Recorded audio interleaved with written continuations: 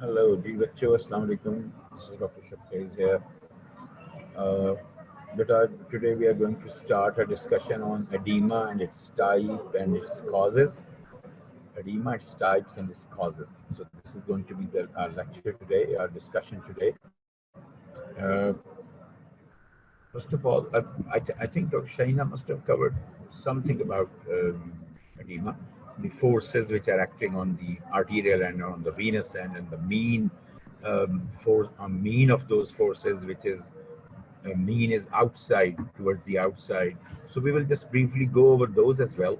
But our main emphasis would be basically on the production of edema, its causes, and its types as well. So, how do we define edema? It's the presence of excess fluid in the interstitial spaces or in the tissues, right? We do have some amount of fluid always present in the tissues, but that is only a minimal amount, and that is necessary for the proper functioning of the tissue. It just cannot be very dry. But when it goes into excess, then it's a problem, right? Okay.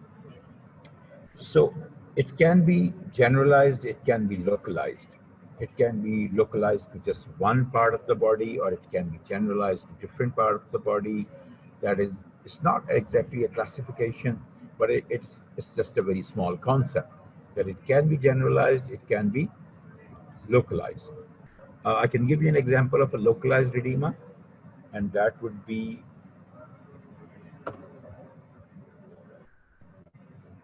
voice is low. Is it better now? Is it? Okay. So depending upon the body fluid compartment involved, we can classify edema as intracellular edema and extracellular edema. I was about to give you an example of a localized edema, right? What could be the localized edema? Whenever you are hit by something at a specific spot, right? Like you are hit by a ball on the shin, right? So what will happen? There is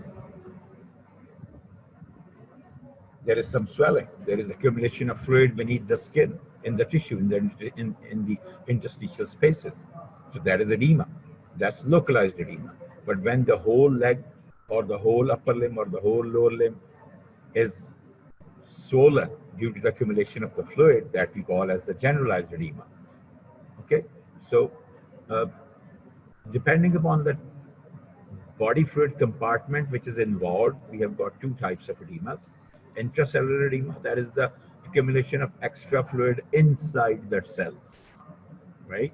And extracellular edema, and that would be the accumulation of fluid in the interstitial spaces.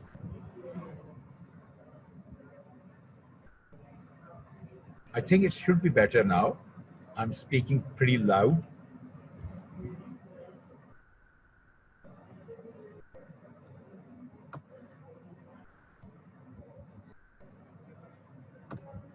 Okay, moving on. Intracellular edema, that's the accumulation of fluid inside the cell. As I've told you, normally, which conditions cause this intracellular swelling or intracellular edema? Accumulation of excess fluid inside the cells. One is hyponatremia. Hyponatremia is low sodium levels, right? Poor metabolism, malnutrition, inflammation of tissues. So these can be certain types where we can say that it is the which can cause the intracellular swelling, right? Okay. So mainly, I think hyponatremia, poor metabolism, and malnutrition. These could be the major things which are responsible for the intracellular swelling. We will see them one by one, right? Okay. Hyponatremia. How does it cause intracellular edema? Now, if there is a rapid reduction in plasma ECF sodium concentration, so what will happen? That is hyponatremia, right? So if that happens, what will happen? There would be less number of solutes in the extracellular fluid, and there would be more number of solutes in the intracellular fluid. So what is the principle of osmosis? The fluid or the water, It is carried from an area of low solute concentration to an area of high solute concentration. So as in the extracellular fluid, we have less sodium concentration, less number of solutes. So there the fluid will shift from extracellular fluid into the intracellular fluid, and it will cause intracellular edema. What happens in poor metabolism? In poor metabolism, if the tissue metabolism decreases, right, the cell membrane ionic pumps, they become depressed. And one of those is, the most important one is sodium potassium ATPase. And if you recall from the fourth chapter, I believe, if you still have that idea, that it very clearly showed that the sodium potassium ATPase pump is a mandatory factor which would maintain the size of the cell, right? It does maintain the size of the cell, right? So if the cell membrane ionic pumps, they become depressed. So excess intracellular sodium ions cause osmosis of water inside the cells. Why? Because if the ATPase is not working, it is not throwing three sodiums out, right? So there would be accumulation of sodium ions inside the cell, and what will happen that as the inside there would be more solutes, outside there would be less solutes. So water again will shift from an area of low solute concentration to an area of high solute concentration. So that is how it will cause the intracellular edema. Malnutrition is almost the same thing. Less food intake, decreased metabolism, less metabolism. It will lead to decreased metabolism. Now, this decreased metabolism, again, it will lead to the cell membrane ionic pump depression. Again, the same mechanism. Sodium potassium ATPase pump. Less sodium is not going out. It is staying in. The inside solute concentration is rising all the time.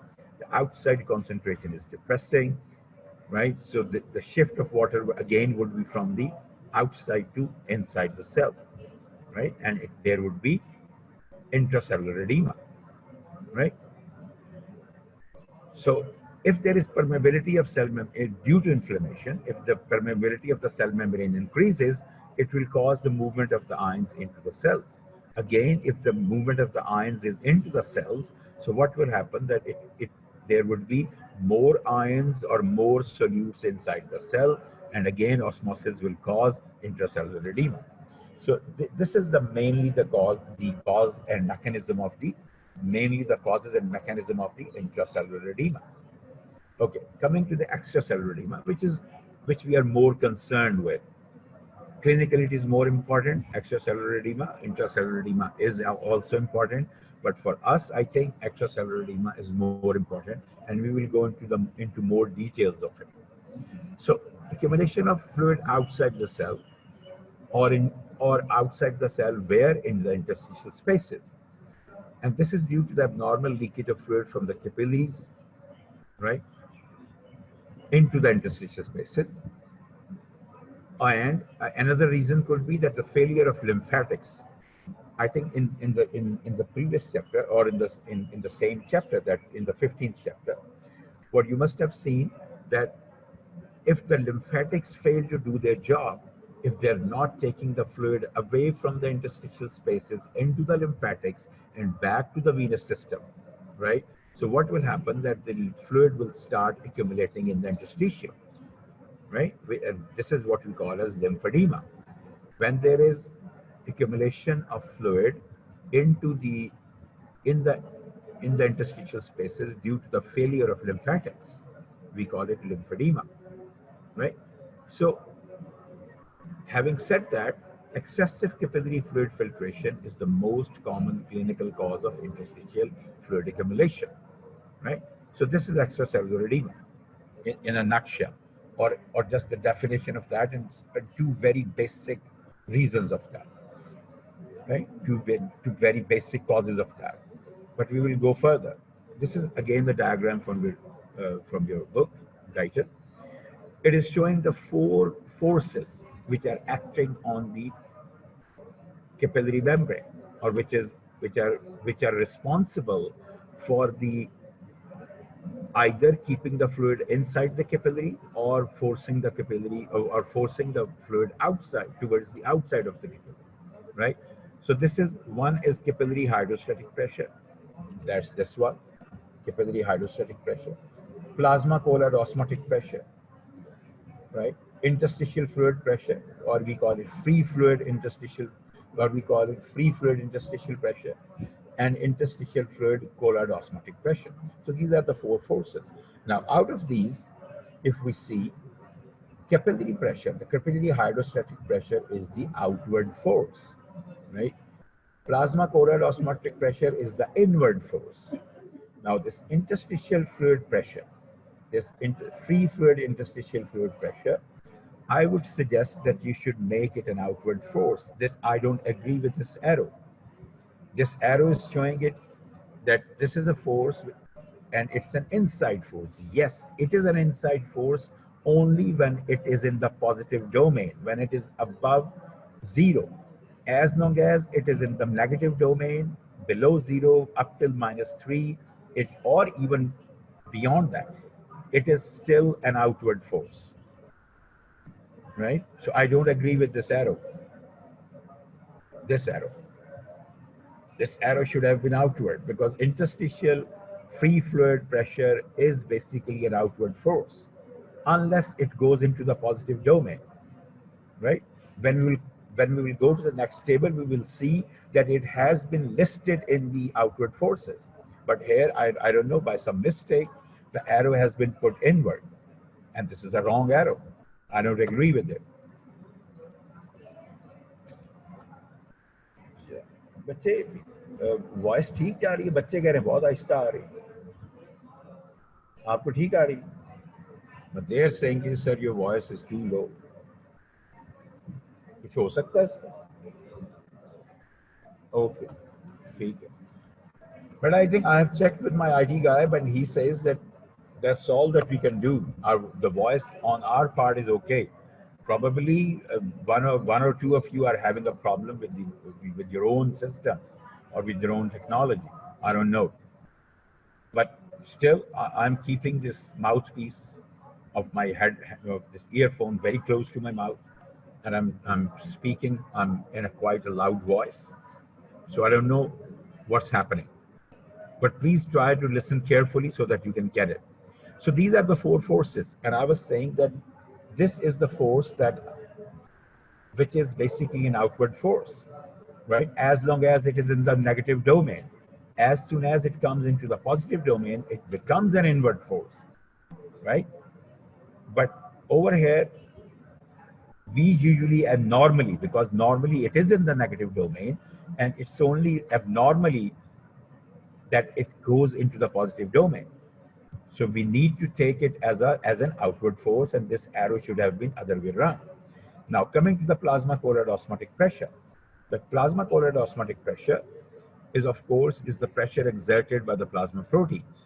And it is a force which will try to keep the fluid inside the capillary, right? Now, interstitial fluid colloid osmotic pressure, again, this is the pressure which is exerted by the plasma proteins which have been filtered through the capillary pores into the interstitial fluid. Normally, ideally, we say that no plasma proteins are filtered into the interstitium.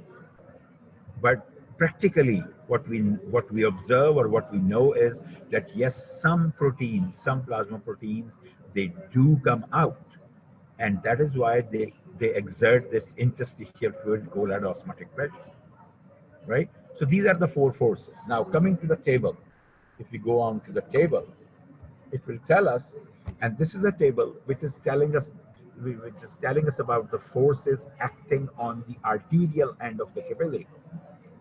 These are the forces which are acting on the arterial end of the capillaries. Now, forces tending to move fluid outward. These are capillary hydrostatic pressure, which is how much? Do somebody remember that? Then how much that would be? Negative interstitial free fluid pressure, that would be -3, right? Or 3 we can say over here. capillary fluid, capillary pressure, hydrostatic pressure would be 30, and interstitial fluid colloidal osmotic pressure would be 8, right? So these are the total outward forces. So what does that mean? 30 plus 3 plus 8, that's 41. So it is 41 millimeters of mercury, right? My view is blocked with this, I don't know, this window, but okay, I remember them by heart. So forces tending to move fluid inward, and that's just one force, plasma colloidal osmotic pressure, and it is 28 mm at G. So if we subtract 28 mm at G, that is the plasma colloidal osmotic pressure force, out of the rest of the three forces, all of them are outward forces. That's what I was talking about. Negative interstitial free fluid pressure, it is an outward force. And in the previous diagram, it was being, with the help of that arrow, it was being shown as an inward force, which is probably a mistake on the book's part. So forces tending to move fluid inward, when they are subtracted from the forces tending to move outward, we get a net 13 millimeters of mercury outward force. So what does that mean is that at the arterial end, we have a fair amount of fluid coming out of the capillary into the interstitium. And that is happening where? At the arterial end, right? Now going to the next slide. The forces, that is the venous end, right? It is the venous end. So at the venous end, what is happening? That forces tending to move fluid inward is again the same. It's just the one force, plasma colloidal osmotic pressure, as it was on the arterial end. So the inward force is same at the arterial end and at the venous end. Now the total, that's the inward force. Now the forces which are tending to push the fluid outward. So these are capillary hydrostatic pressure. That is, instead of 30, it is just 10 mm at G over here. Instead of 30, it is just 10 millimeters of mercury over here. Negative interstitial free fluid pressure, that would be 3 again. It would remain the same. Interstitial fluid colloidal osmotic pressure, again, it would be 8, right? So these are the outward forces. So the total outward forces would be 10, 3, and 8. That would be 21. And the total inward forces on the venous end would be 28. So there would be a net inward force of 7 millimeters of mercury, right? So what is happening is that from the arterial end, the fluid is coming out, and from the venous end, the fluid is going back into the capillary. So what they say is that 9 out of the 10 portions, say if 10 ml of fluid came out at the capillary end, out of that 10 ml, 9 ml would be taken back at the venous end, right? So 9 out of 10 portions would be taken back at the venous end due to this imbalance of forces, right? Okay, so this is what we were talking about, the arterial end of a capillary and the venous end of a capillary. But the mean functional pressure, that's the main thing. That's the mean functional forces, the mean functional pressure. What is that? Because that is going to determine the exact force which is either inward or outward, which would be the decisive force which will either take the water or take the fluid inside the capillary, or it will push the water outside the capillary, right? So the mean forces tending to move fluid outward would be mean capillary pressure, that would be 17 mm, 17.3 mm at G. Negative interstitial free fluid pressure, again it would be 3. Interstitial fluid colloidal osmotic pressure, it would be 8. So it would be equal to how much? 28.3, right? All these three combined would come up to 28.3. So the mean forces tending to move fluid inward, again, it would be the same plasma colloidal osmotic pressure, and that would be 28 millimeters of mercury. So if we summate the mean forces, right, if we summate the mean forces, so when we deduct the inward forces out from the outward forces, it would be zero point 0.3 millimeters of mercury net outward force, right? So it means that even even the 9 out of 10 portions of fluid coming out of the arterial end, uh, they go back at the 9 out of 10, they go back at the venous end. Still, there is some fluid left in the interstitium. Now, if that fluid starts remaining there, if that fluid starts remaining there and accumulating there, it will cause edema. So what makes sure that that fluid should not stay in the interstitial fluid? Most of it. That's the lymphatics. So the lymphatics take that fluid away from the interstitial spaces into the in, lymphatic vessels, and then finally into the venous system. The lymphatic vessels finally they drain into the venous system, right? So, so by that what we know is that if there is an imbalance in these forces, and if there is abundance of more forces, those forces which can increase the capillary filtration or which can increase the total outward or net outward forces, so it will cause edema. So increased capillary filtration coefficient, increased capillary hydrostatic pressure, and decreased plasma core osmotic pressure, all these would contribute towards the development of edema, right?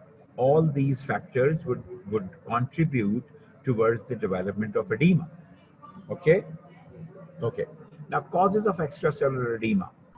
Most of them you will just you will just understand them without any hassle, because we have discussed some of these, not exactly with their name, but with their mechanism. Right? Now, excessive kidney retention of salt, kidney retention of salt and water. If there is acute or chronic kidney failure, what will happen? The kidney will not perform its major function of filtration and then urine formation, right? So what will happen? That there would be acute or chronic, there would be excessive retention of salt and water because it is not being filtered properly and it is not being converted into urine, right?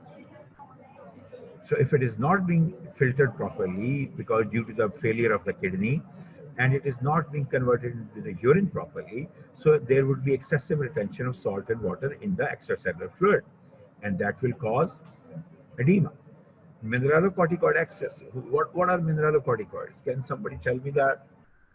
Can somebody write it down? What are mineralocorticoids?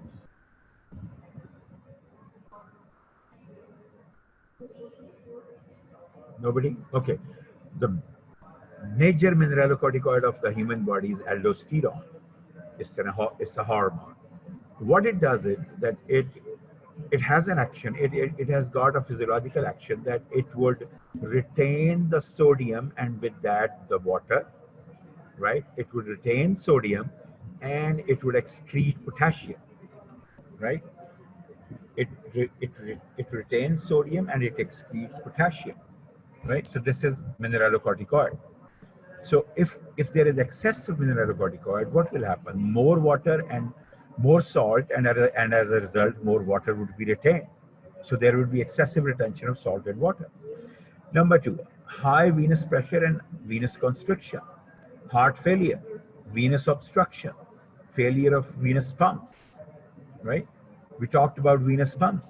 So if there is failure of venous pump, the blood will not move towards the heart, and it will stop and it will start pooling in the dependent area.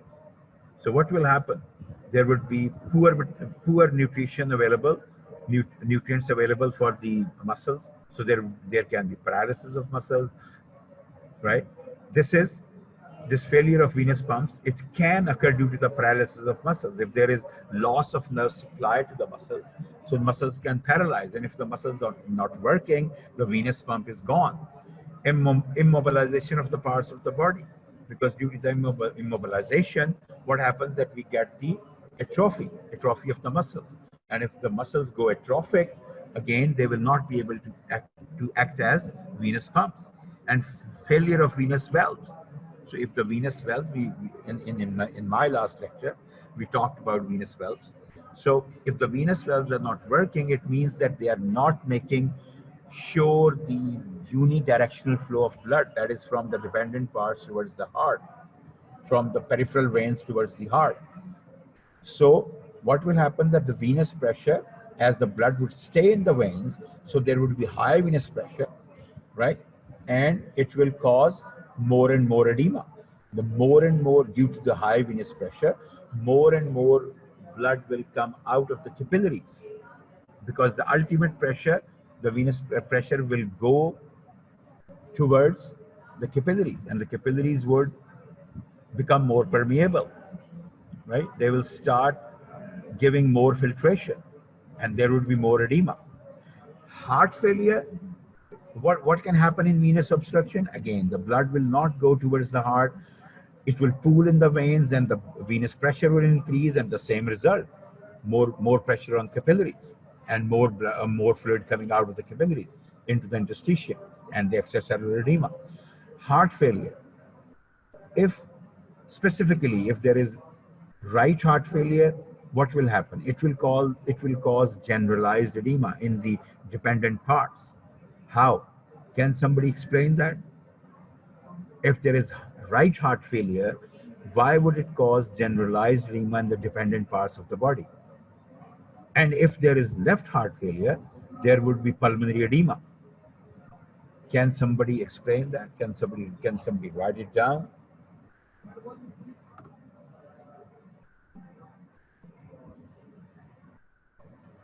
About arrow, I was just telling kid that, okay, let me go back to the diagram.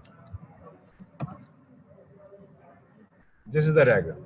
I was just telling that this arrow should have been an outward arrow, because this interstitial fluid pressure is an outward force. It's not an inward force, as long as it is in its normal ranges. That is the negative domain, right? Yes, as soon as it goes into the positive domain, above zero, as long as it is below zero, it is an outward force, and that is how it normally behaves. That's what that is what I was trying to tell. That probably this is a mistake on part of the book. It shouldn't have been in inward arrow. It should have been an outward arrow. Okay. So we were talking about the development of extracellular edema. So that's how, okay, I was just asking that how would a left heart failure cause pulmonary edema, and how would the right heart failure cause a generalized edema in the dependent parts of the body? How will it happen? Can somebody tell that? Can somebody write it down? Okay, let me explain it briefly. Okay, when the left heart is not functioning, it means that left ventricle is not pushing blood into the systemic circulation. So left ventricle is getting blood from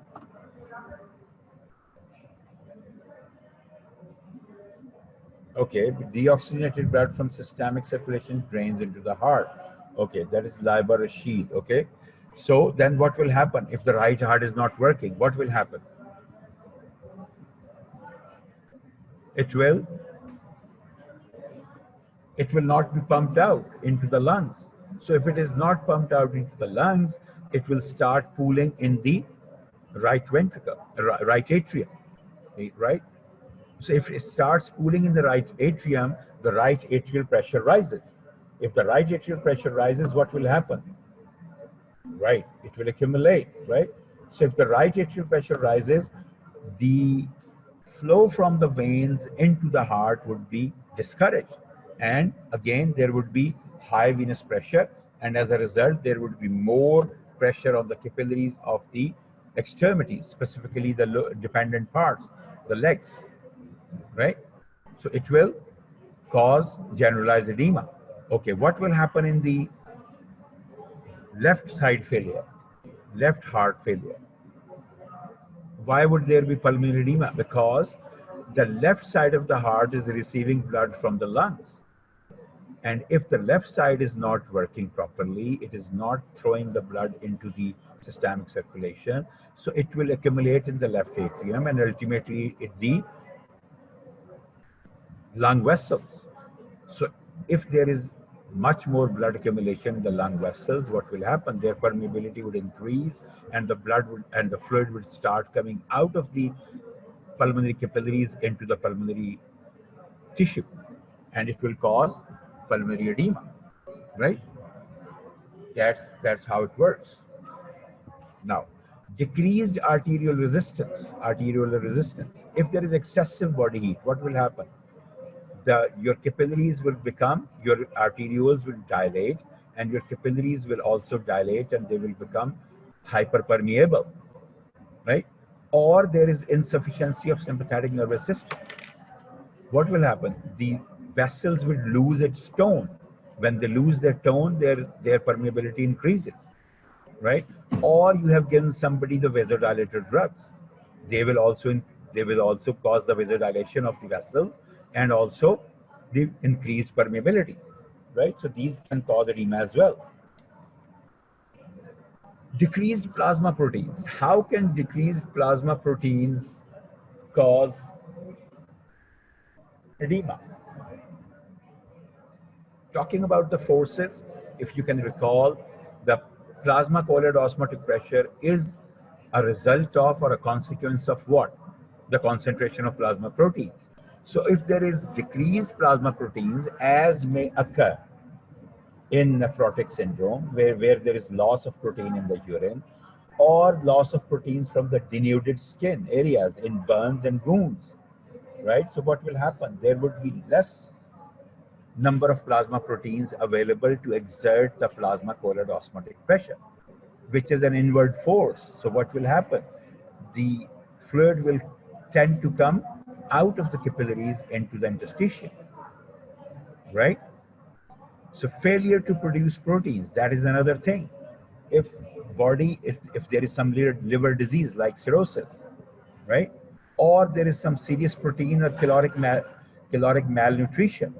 So what will happen? The proteins, there would not be enough nutrients and energy to form the proteins.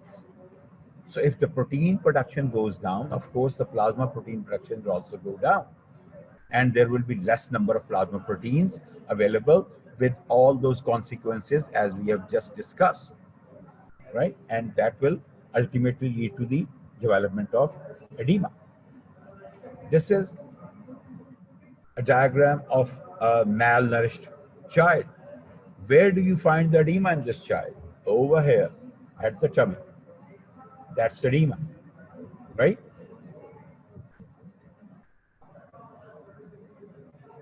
This is a protein malnutrition, pure protein malnutrition child.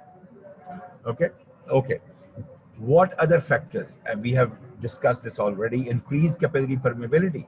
It can occur in immune or allergic reaction that can release. You must be remembering from the blood, histamine and other immune product, which can cause extreme capillary dilation and vasodilation and extreme permeability of the capillary, right? Bacterial infections can cause that. Sepsis, what we call as sepsis. Vitamin deficiency, especially vitamin C deficiency, can cause that.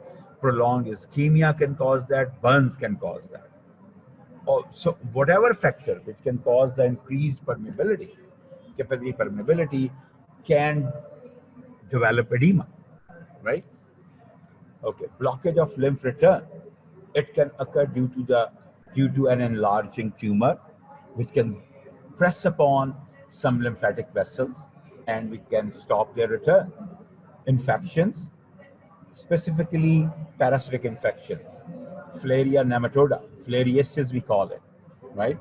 The infection is called as filariasis. The causing parasite is Filaria nematoda. I'll just show you some very horrible pictures of it just after this slide, right? Surgery. Sometimes during surgery, we can have some, well, what I can say, inefficient action which can cause the blockage of the lymphatic return. Or there can be congenital absence or abnormality of the lymphatic vessels, which will again cause the blockage of lymphatic return. So whenever there is a blockage return of the lymphatic vessels, there is blockage of return of lymphatic vessels. What will happen that the interstitial tissue, it will get accumulated by the extra water, extra fluid, and that's what we call edema. Now, coming to the infections, Filaria nematoda, right?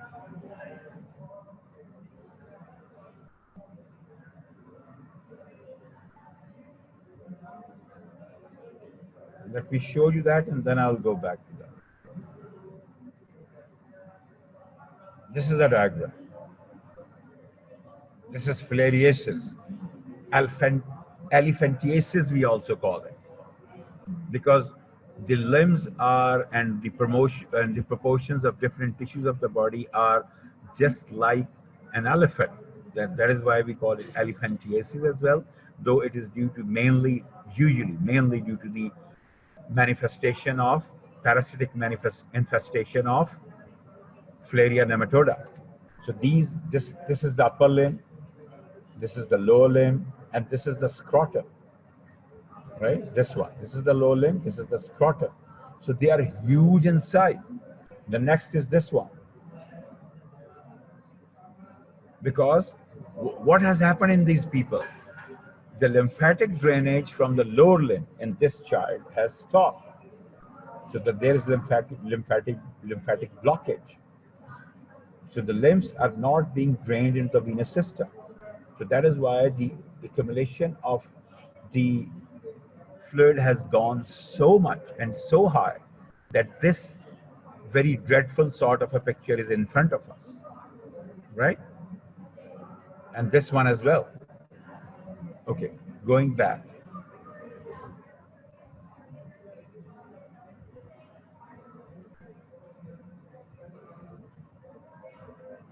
This is a scheme, good scheme shown that how and why the development of edema is stopped under normal circumstances. This is the capillary. This is the arterial end, because this is closer to the arteriole. This is the venous end, this one, because this is close to the venule. So what is happening, that the filtration is occurring. The fluid is coming out of the arterial end into the interstitium, and most of it is being reabsorbed at the venous end. But 1 out of 10 part is being taken up by the lymphatics, because it is not being reabsorbed by the capillary itself. So it is being taken away by the lymphatics. Now, if this system fails, then what will happen? Then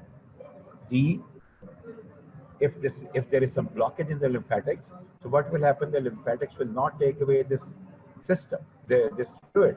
And if it's not taking away the fluid, it will start accumulating over here, and it will cause edema. Right? Okay. Heart failure, I have told you that what happens in the heart failure, right? Now, if there is fall in BP, right? I told you that what happens in the right heart failure, what happens in the left heart failure, right? If there is a fall in blood pressure during heart failure, what will happen? Due to less BP, there would be less blood going to the kidney, there would be decreased GFR, decreased excretion of salt and water by the kidneys, increased blood volume, further capillary hydrostatic, increased blood volume. So what will happen? Capillary hydrostatic pressure would increase, right? And if the capillary hydrostatic pressure increases, there would be still more edema, because capillary hydrostatic pressure is a force which forces the fluid outward from the capillary into the interstitium, right? Okay. If there is low blood supply to the kidneys, again the same thing.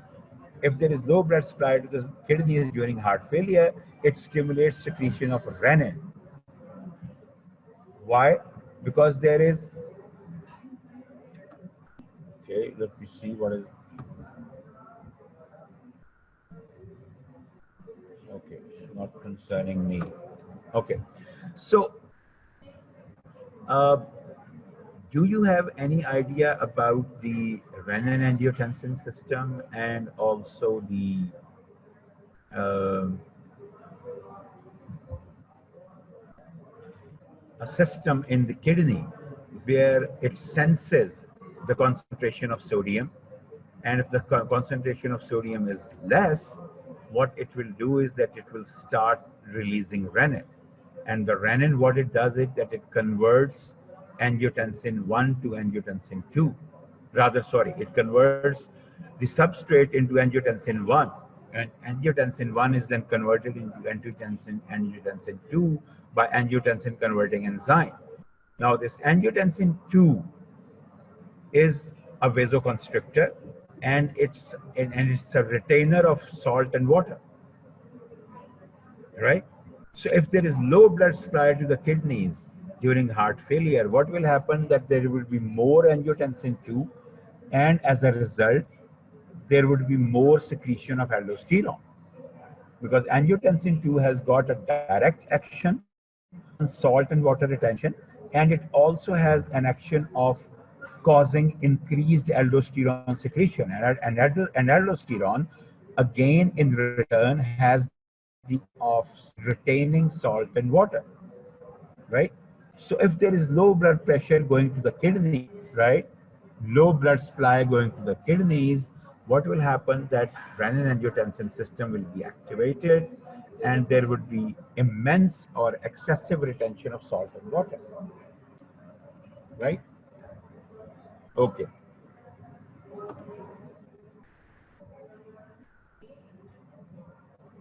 Renal diseases, we know no issues. We have done that as well. We have done that. Okay. What happens when there is fibrosis of liver, specifically in cirrhosis, right? Cirrhosis is a disease, is a liver disease, and it's a very debilitating and a disease with a very bad prognosis, right? Its fatality rate is quite high, right? Its fatality rate is quite high.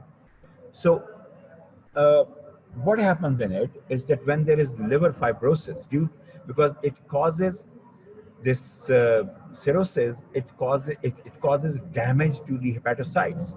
So when the hepatocytes are damaged, they get necrosed. When they get necrosed, they go dead. And once they are dead, they then they are then fibrosed. So this fibrosis, it compresses the abdominal portal venous drainage vessels.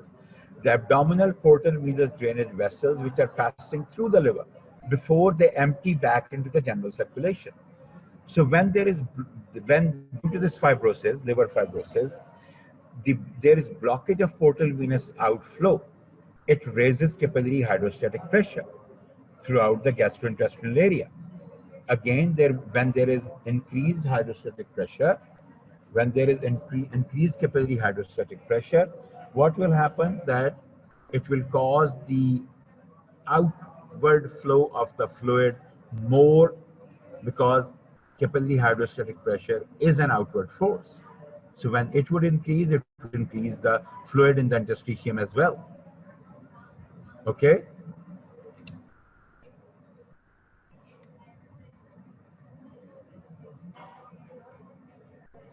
ये hello बच्चे, ठीक चल रहा है ना? ये कोई issue तो नहीं आ रहा? देख लो, कोई इशू तो नहीं आ रहा? ठीक चल रहा है? Okay.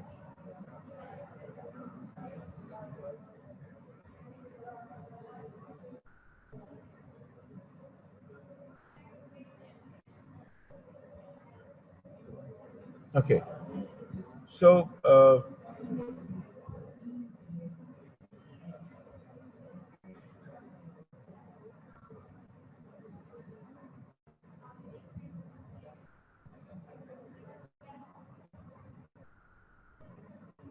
I've shown you that as well. Now coming to the edema safety factors. Nature has given the body, we have talked about the types of edema, we have talked about the causes of edema, but there is a mechanism like all other systems and all other organs we can talk about. There is a safety factor or a compensatory mechanism in the body for each and every system, in each and every system.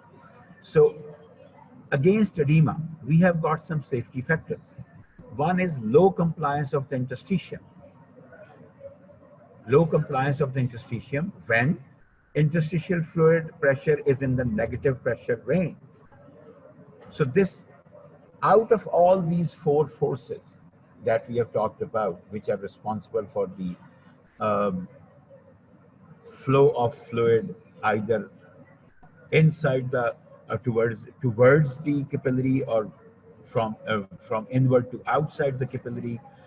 Out of all these forces, this free fluid interstitial capillary pressure is the most tricky one, right? I have given a statement that this free fluid interstitial pressure, which is usually under normal circumstances minus 3 mm at G, right? It's the most tricky one, right? I call it the trickiest? Because as long it has got two portions, or I can say it has got two ways of action. One is on the capillary, the other is on the interstitial tissue. Now, first we talk about the capillary. We have rather talked about the capillary. As long as it is in the negative domain, it's an outward force, as we know.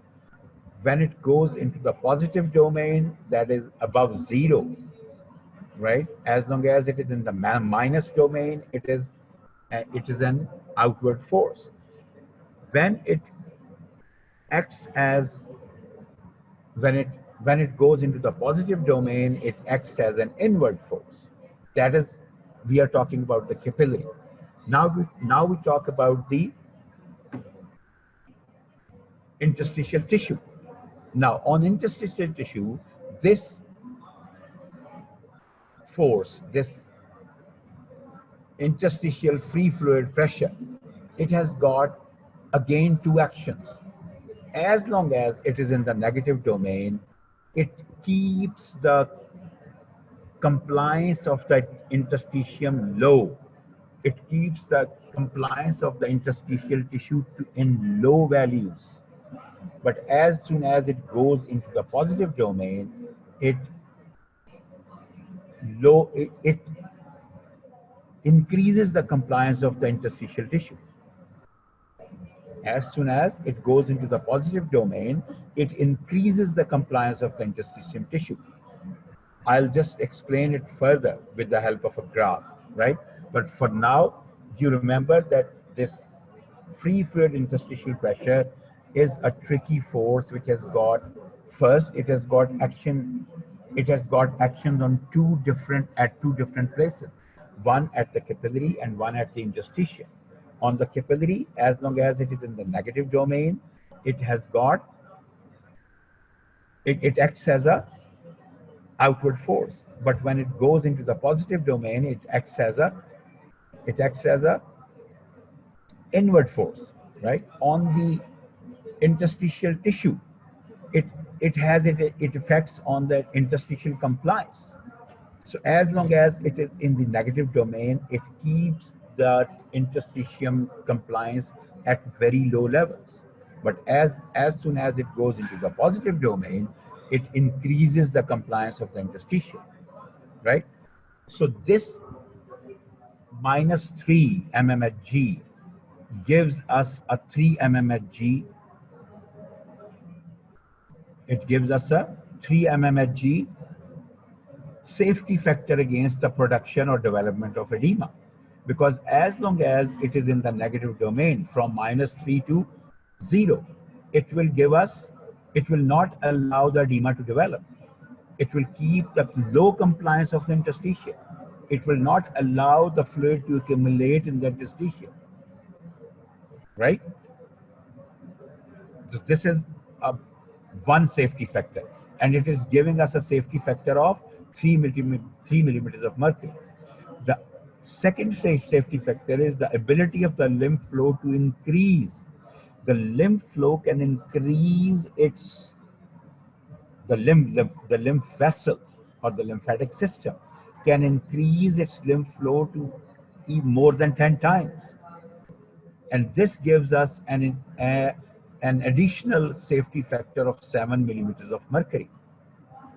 The ability of the lymphatics to increase their lymph flow by more than 10 times gives us an additional safety factor of 7 millimeters of mercury, right? Because if there is more filtration from the capillary due to any reason, the reasons that we have discussed in our previous slides, if there is more filtration due to any reason, right, the lymphatics will increase their flow as well, and they will try that, or they will try to make sure that there should be no accumulation of fluid in the interstitium. And although it has got a practical limitation to it as well, but before that practical limitation starts, there would be a safety factor of 7 millimeters of mercury given by this mechanism. The third mechanism, which gives us another 7 millimeters of mercury safety factor, is the wash down of interstitial fluid protein, right? Is the wash down of interstitial fluid proteins. And this would reduce interstitial fluid colloid osmotic pressure, right? So we know that the interstitial fluid colloid osmotic pressure is due to the accumulation of certain amount of proteins which got filtered from the capillary into the interstitium, right? But under normal circumstances, that is only limited, right? But if there is accumulation, why it is kept normal? Because the lymphatics, they take away these proteins back to the general circulation, right? But if there is not wash down of these interstitial fluid proteins, right, what will happen? That the proteins would start accumulating in the interstitial fluid, and they will exert more and more pressure as an outward force, and they will bring more fluid outward, right? So this washing down of interstitial fluid protein, normally, it gives us an additional safety factor of 7 millimeters of mercury, right? So this is very important. Now, these two slides that I have just talked about, this edema safety factor and a slide that was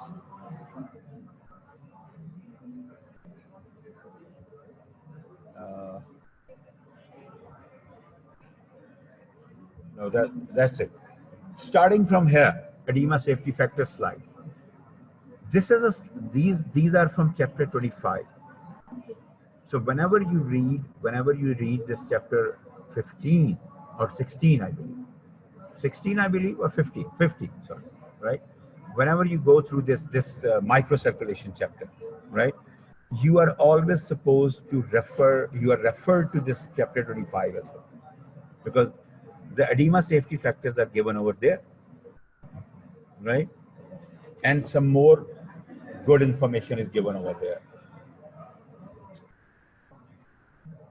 Another thing is, these are the 3 edema safety factors, and collectively they give us an edema safety factor of 17 millimeters of mercury. 7 from here, 7 from here, and 3 from here. So they are giving us a total safety factor of 17 millimeters of mercury, right? Okay. Moving on. Importance of interstitial gel in preventing fluid accumulation in the interstitium.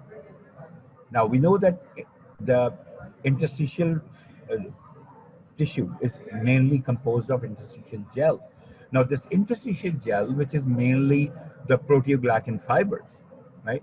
Now, these fibers, they do not allow the easy accumulation of free fluid or movement of free fluid in the interstitium. So when there is impediment of free fluid flow in the interstitial fluid, in the interstitial spaces, so what happens that the compliance of the interstitial tissue remains at very low levels. The compliance of the interstitial tissue remains at very low. So chapter number is beta 25. Okay? Okay, somebody has written. Good. So what happens that the interstitial gel, it has got the ability that it will not allow the free flowing of the fluid, because edema would only develop when there is free flowing of the fluid, when the free fluid accumulates in the interstitium. So this interstitial gel, it does not allow the accumulation of free fluid, and that's how it stops the edema, right? Okay, moving further. Now this is the chart that you need to understand. This is from chapter 25. On the x-axis, we have interstitial free fluid pressure. On the y-axis, we have interstitial free fluid volume, right? Now, what it's telling us? It is telling us that as long as the interstitial free fluid pressure that I indicated as the trickiest force out of the trickiest force, the, the trickiest force out of all these four, it clearly shows that as long as it is in the negative domain, as long as it is in the negative domain, there is low compliance, right? As long as it is in the negative domain, there is low compliance and there is no edema. The total interstitial fluid is not much. It is kept at very low levels. The total interstitial fluid is even below 12. And with an increase of from minus 10 to almost minus 2, it has just increased from probably 11 to 12, just 1 ml increase, just 1 liter increase in volume, right? But as soon as this pressure, interstitial free fluid pressure, it crosses zero, this place, there is sudden shoot in compliance. This is so as long as it is in the negative domain, there is low compliance. As soon as it goes into on the positive domain, it creates an area of high compliance. So the tissue compliance increases rapidly, and due to this, the free fluid accumulates. Under low pressures, if you can see the pink portion, the pink color is representing low compliance or the gel fluid, right? And this yellowish or creamish color is showing us the free fluid.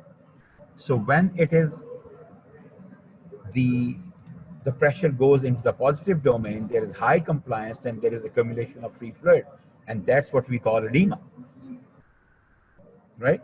So what do we understand by this is that as long as the free fluid interstitial pressure is so as long as the free fluid interstitial pressure is in the negative domain, it will keep the compliance of the interstitial tissue low, and it will not allow the edema to develop. But as long as it goes into the positive domain, it would increase the compliance and it would encourage the accumulation of free fluid and will cause edema, right? Okay, I think the time is up, but I'll carry on with another classification, the clinical classification of edema, that is petic edema and non-petic edema, right? So I will carry on with this in my next lecture, right, before I start the next chapter. Okay, thank you so much for listening.